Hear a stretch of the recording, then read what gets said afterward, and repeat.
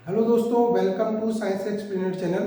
और मैं आपको दे रहा हूँ क्लास 12th के लिए एग्ज़ाम के लिए इम्पॉर्टेंट न्यूमेरिकल क्वेश्चन। तो इससे पहले भी हमने आपको काफ़ी क्वेश्चन दिए हैं। जिन लोगों ने नहीं देखा है और जो चैनल पर नए आए हैं वो चैनल के डिस्क्रिप्शन में दिए गए लिंक पर जाकर देख सकते हैं। तो चलिए स्टार्ट करते हैं। तो देखो, आज का ये क्वेश्चन है, फर्स्ट क्वेश्चन है आपका, ये चैप्टर नंबर 1 से ही है, ठीक है ना।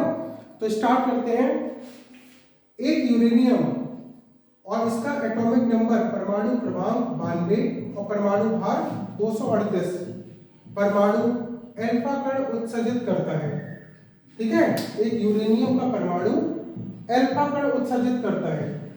यदि किसी क्षण अल्फा कण विकसित परमाणु से 9 × 10⁻⁻15 मीटर की दूरी पर हो तो अल्फा कण पर कितना बल लगेगा।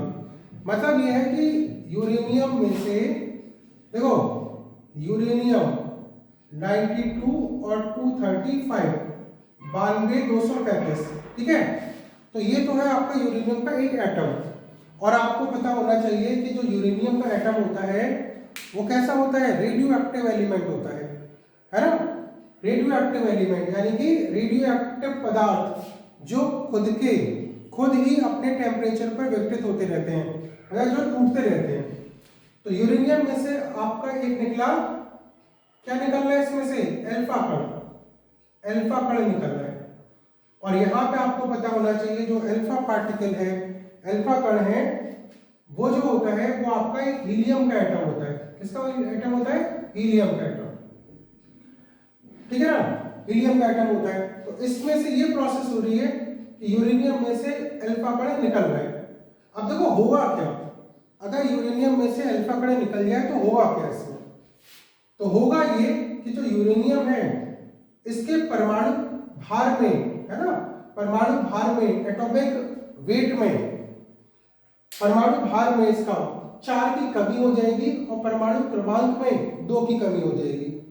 तो यहाँ देखो 235 में से अगर मैं 4 को लेस करूं तो ये हो जाएगा 231, ठीक है, 4 की कमी।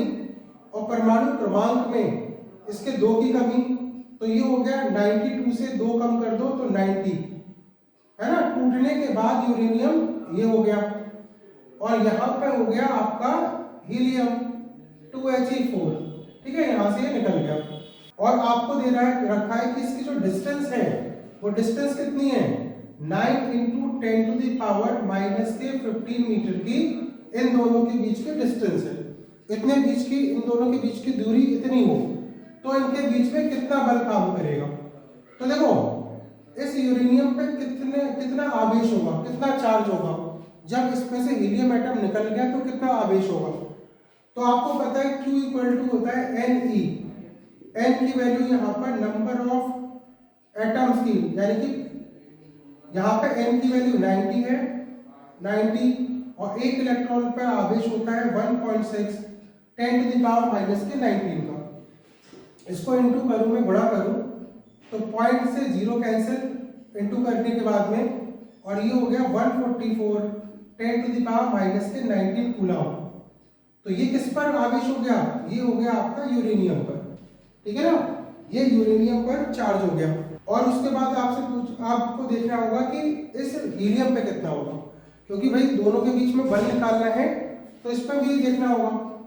तो देखो दूसरे पर चार्ज कितना हो गया, यहाँ पे निकालता हूं मैं Q2 यानी कि हीलियम का एटम, यहाँ पे निकालता हूं मैं Q2 यानी कि हीलियम पर चार्ज। तो यहाँ हो गया Q = Ne, n की वैल्यू यहाँ 2, E की वैल्यू 1.6 10⁻⁻19, तो ये हो गया 3.2 10⁻⁻19 कूलम का चार्ज, ठीक है। तो यहाँ पे Q2 आवेश हो गया, यानी कि Q2 आवेश हीलियम पर आवेश, और दूसरा आवेश हुआ यूरेनियम पर। अब आपको बीच की दूरी भी दे रखी है और आपको निकालना है इसके बीच में लगने वाला बल।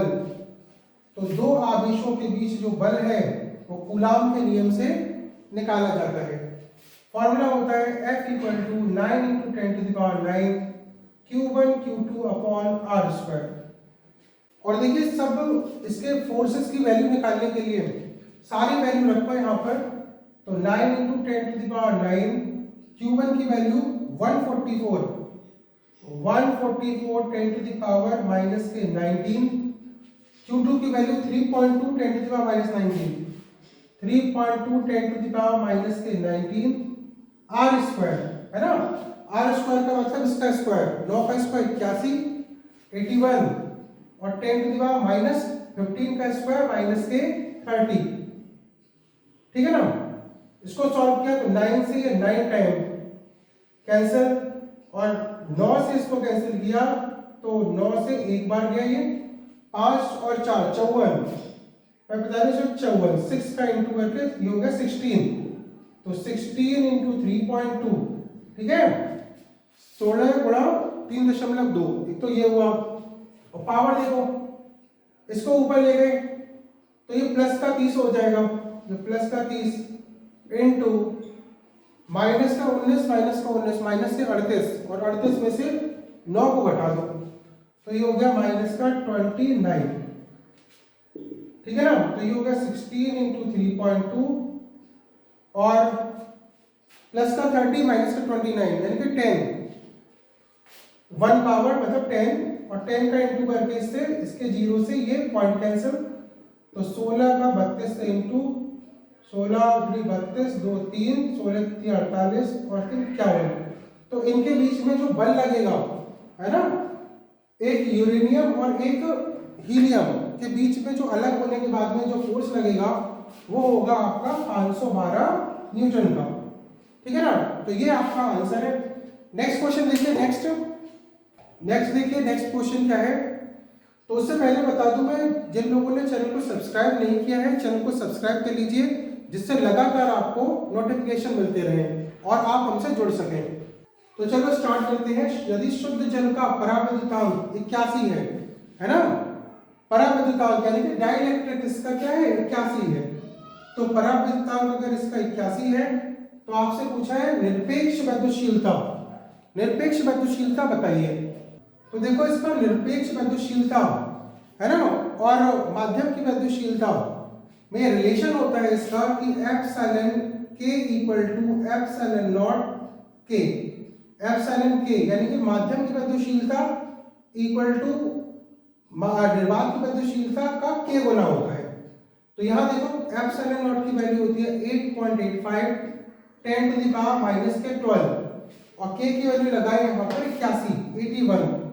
जब इसका मल्टीप्लाई करेंगे आप तो जो इसकी वैल्यू आएगी वो आएगी, देखो इसका मल्टीप्लाई करने के बाद 8.85 इंटू 81 और 10 टू द पावर माइनस के 12, ठीक है ना, और इंटू करने के बाद में इसका आंसर आएगा 7.17 10 टू द पावर माइनस के 10 coulomb square upon newton into metre square, ठीक है।